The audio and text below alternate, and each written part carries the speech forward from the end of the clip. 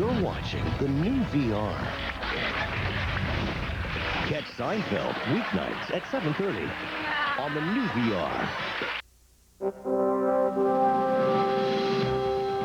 Tonight, chaos averted. TTC and its union reach a tentative deal. 100 years young. A local lady celebrates a century. And masterful ending. Sudden death playoff thrills fans at Augusta.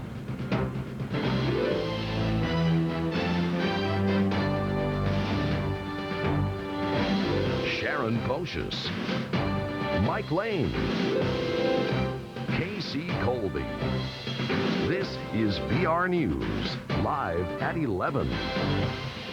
Good evening. Hundreds of thousands of public transit users as well as motorists are breathing a collective sigh of relief tonight. Instead of scrambling to find alternate modes of transportation, they are resting comfortably, knowing they will not be caught in the middle of a labor dispute tomorrow morning. Late today, the Toronto Transit Commission and its unionized workers managed to reach a tentative settlement. We get the very latest tonight from Naomi Parnas. Julia, anxious commuters can have a good night's sleep tonight, but it almost came right down to the wire here at this hotel in Richmond Hill. The TTC and the union reached a tentative agreement at around 5:45 this afternoon after around 9.5 hours of talks.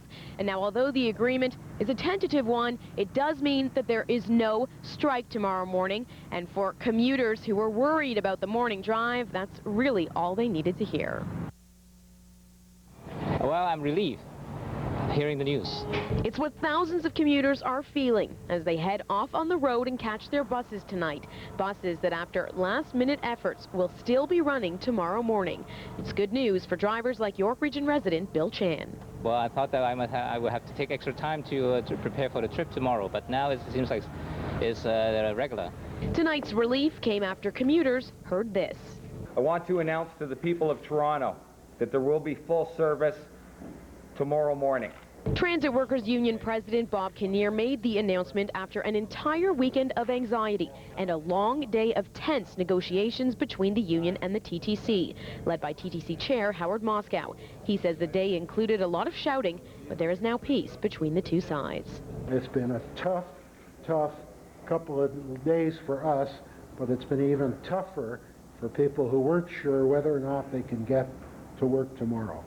Well, they now know they can get to work tomorrow on the better way, and the better way is going to get even better because we now have labor peace for the next 3 years. And although money was at issue, it wasn't the main one.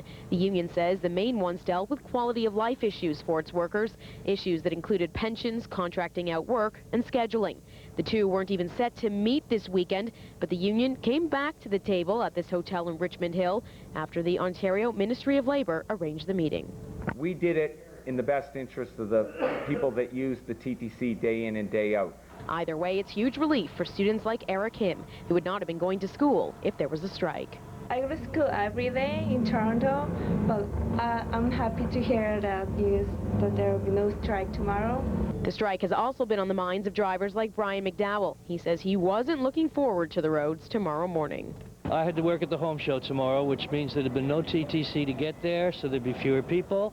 The parking lots would be full because the few people that made it drove. I'd have trouble parking. I'd have trouble getting there. I was really not looking forward to it. And the two sides say it was actually Toronto's Mayor David Miller who actually brought them together right at the last minute, and that's how they sort of came to this agreement. So what happens now? Well, for commuters, all will remain normal. For the TTC union, they will have a meeting on Tuesday to go over all of the details of this tentative agreement. They are then holding a ratification vote on Thursday to accept or reject the deal. Now, I did ask Union President Bob Kinnear what would happen if the deal was rejected, and he said he's not going to be speculating on that. Reporting from the Sheridan Parkway Hotel in Richmond Hill, I'm Naomi Parnas, sending it back to the News Center.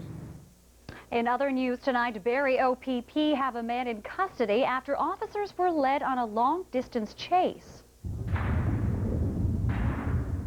Police say they attempted to stop this truck on Highway 11 at the 5th line of Oro for erratic driving. OPP say a pursuit took place when the driver failed to stop for the emergency lights and siren. Police managed to stop the truck in the Gravenhurst area with the use of a spike belt. Two OPP cruisers were damaged in the chase. 41-year-old Richard Delage of Mattawa has been charged with impaired driving, failing to stop for police, and dangerous operation of a motor vehicle. Police in Barrie, meanwhile, are investigating after a hit-and-run in the downtown core overnight. Officers say at about 1:30 this morning, a northbound vehicle struck a man who was walking across the south side of Dunlop Street at Mulcaster. The pedestrian was treated for minor injuries. Police are looking for the driver of what's described as a red compact car. York Regional Police have now identified a murder victim whose body was discovered inside a home in Woodbridge. Officers were called to this home on Martin Grove Road at about 6 o'clock Friday evening. When they arrived, they found a 74-year-old man dead. The victim has been identified as Steve Tsakmakian, a longtime resident of Vaughan. Autopsy results show the man died from blunt force trauma to the head. An investigation is continuing. The Simcoe Muskoka District Health Unit is investigating after two people had to be hospitalized after being diagnosed with an illness linked to E. coli. Two residents of Simcoe County were taken to Royal Victoria Hospital in Barrie last week after suffering bloody diarrhea and severe abdominal cramps caused by E. coli. The health unit believes their sickness may be linked to drinking unpasteurized milk.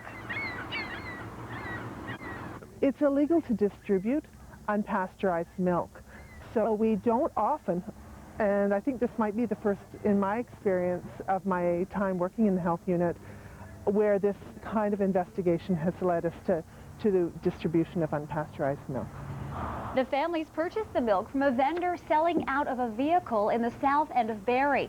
Unlike milk that is sold commercially, the product was likely not pasteurized, a process which destroys disease-producing organisms. The health unit is urging anyone else who may have bought the milk to seek medical care immediately. A boil water advisory has now been lifted for residents living in the town of Dundalk. Residents were told not to drink their water more than 1 week ago after concerns about the color of the water. Now, it's unclear what was behind the problem. In the meantime, though, the town of New Tecumseh has been fined under the Ontario Water Resources Act for failing to comply with provincial regulations. The town of New Tecumseh owns and operates the drinking water system for residents living in the town of Alliston. Now, the charges stem from violations that occurred back in January of 2003. Provincial inspectors found the town failed to report low chlorine levels in the water and failed to provide the minimum amount of training to all of its operators. After pleading guilty to both charges, the province has fined the town $11,500.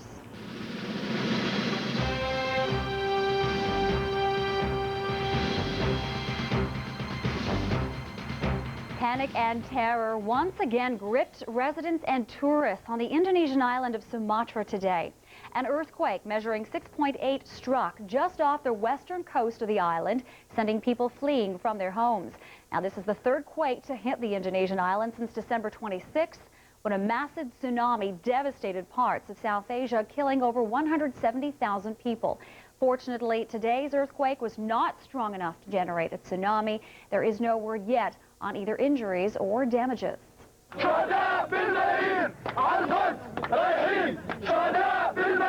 the Middle East, where tensions ran high today during a small but heated rally outside a disputed holy site. Israeli police clashed with an ultra-nationalist Palestinian group which staged the demonstration. The Palestinians are protesting this summer's Gaza withdrawal. That's when tens of thousands of Israeli police will evacuate settlements there, as well as in the West Bank. 9 people were arrested during today's rally. The site is sacred to both Jews and Muslims and has been a flashpoint for Israeli-Arab conflict in the past. Mourning pilgrims packed churches around Rome today to remember Pope John Paul II. For more than 2 decades, the pontiff would read his Angelus message and bless the crowds gathered outside the basilica every Sunday morning. But today, there was no prayer. Instead, there was a mass held at the Vatican to mark the 9th day of mourning for the Pope. Meanwhile, all eyes remain focused on the gathering of the cardinals in the Vatican City as they prepare to begin voting on a successor to John Paul a week from tomorrow.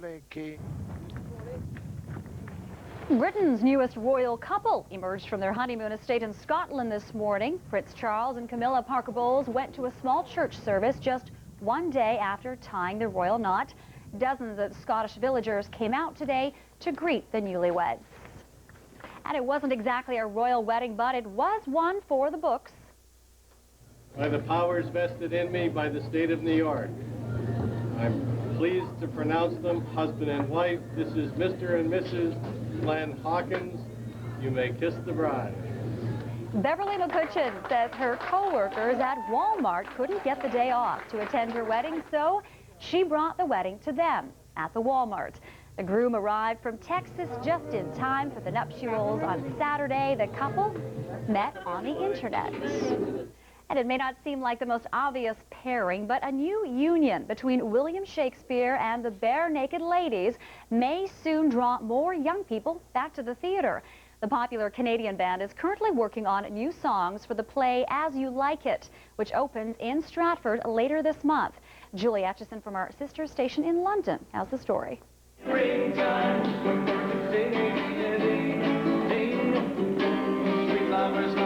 The Bare Naked Ladies are taking their music to the stage and are shaking up Shakespeare.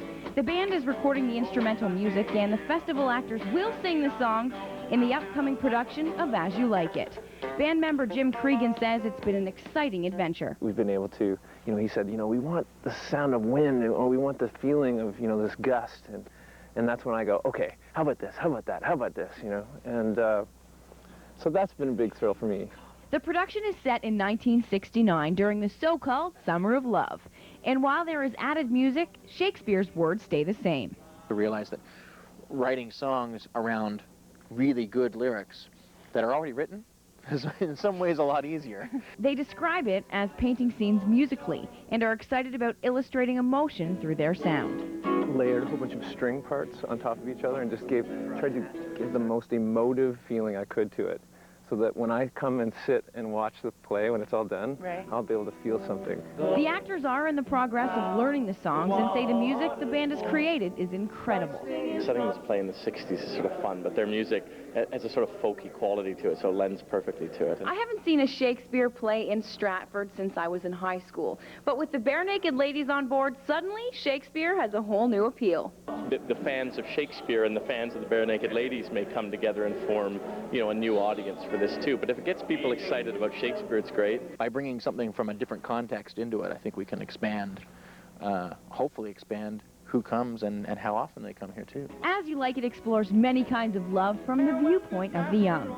It seems fitting for the Bare Naked Ladies to bring a younger audience back to Stratford to experience the magic of Shakespeare. In Stratford, Julie Atchison of the New PL for VR News. Now, the play As You Like It begins previewing at the Stratford Festival on April 18th. The show officially opens in early June. For information or tickets, you can log on to our website, thenewvr.com. Well, she's not too crazy about pizza, doesn't care for turnips, and credits staying away from fried food for helping her live a long, long life. Casey Colby now with the story of a Shelburne lady who has a big reason to celebrate today. My family are very important. I love them all. Today, Emily Sims celebrates a special birthday with 4 generations of her family. She still lives in her own house, keeping busy with friends by playing Scrabble and other games. I don't know what I'd do without the word find games. They're large print. You folks out there called in and you just got a busy signal the whole time. Emily listens to the radio and loves to talk to family on the phone, and when she feels creative, she paints. Back in the same year Emily was born, Wilfrid Laurier was Prime Minister of Canada. Something called the windshield wiper had just received its patent, but because there were so few cars on the road, nobody really knew what a windshield wiper was. And the hot new treat on the market? Something chilly called a popsicle. Do you like popsicles, Emily? No, not much. They're for children. But Emily, some would say on this day, everyone's a child. Birthday to you. Emily Sim is 100 years old. She was born just outside of Shelburne in this house and married Harold Sim on October 5th, 1929. Aunt Emily is a walking miracle. She paints, she belongs to the hospital auxiliary, she goes out and gets her hair done. I discovered she likes Swiss chocolates, too. But is that the secret to a long, happy, healthy life? Well, you have to begin by have a good attitude towards life, not smoke or drink. Emily says helping her family celebrate her 100th birthday is the only present she wants. Because last year, for her 99th, she was given her other big gift, a new hard drive for her computer. Because she loves that, too. I play solitaire and free cell. It makes you feel better. Casey Colby, VR News. And a fantastic lady. It's time now for First Check